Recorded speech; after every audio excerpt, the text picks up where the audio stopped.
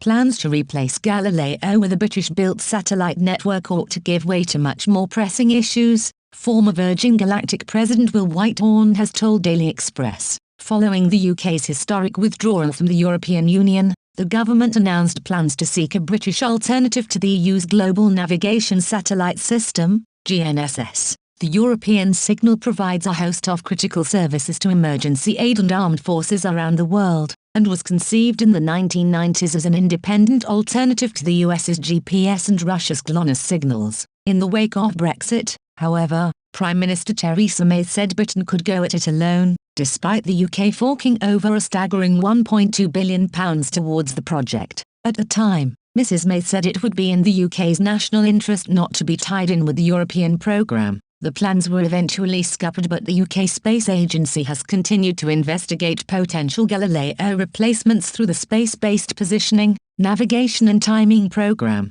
It has recently emerged a list of 35 candidates had been narrowed down to 10, with further eliminations to the list expected to be announced next month. Pre-pandemic, the UK space sector was estimated to be worth about £16 billion, and with the announcement of the government's historic National Space Strategy, the UK is poised to expand the sector and secure a stronger foothold in the global space market. A space industry insider has, however, told Daily Express the UK has much bigger fish to fry if it wants to meet the objectives of the space strategy. Will Whitehorn, chair of Seraphim Space Investment Trust and former president of Virgin Galactic, believes the dangers posed by climate change and the emerging technologies will play a bigger role in helping the UK's space sector thrive. He said, "I don't see that as a huge issue. Many of the systems currently being deployed, like the OneWeb system, in their next generation can easily be adapted to provide these sort of services. It's not a big issue, it's an issue. The big issue is the full-scale use of space to avoid,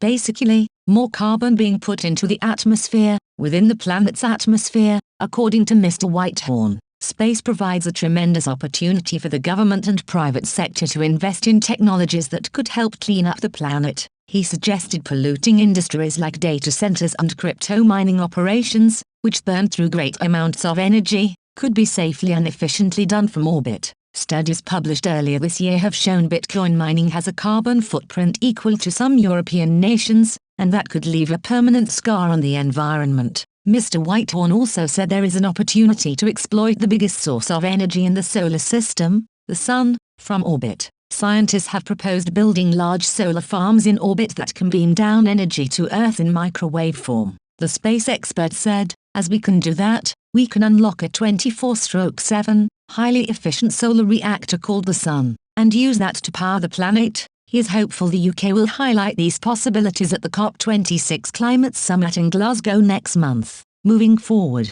Mr. Whitehorn wants to see the UK expand its launch capabilities. Projects like Spaceboat Cornwall and Spaceboat Sutherland and Shetland are already achieving this, and the UK is set to become the first country to launch a spacecraft from European soil next year. Although the European Space Agency, ESA, has decades of experience in launching satellites and space missions, these have always been done outside of Europe. The UK is expected to achieve this prestigious milestone with the company Skyroar launching a payload from Scotland aboard its XL rocket.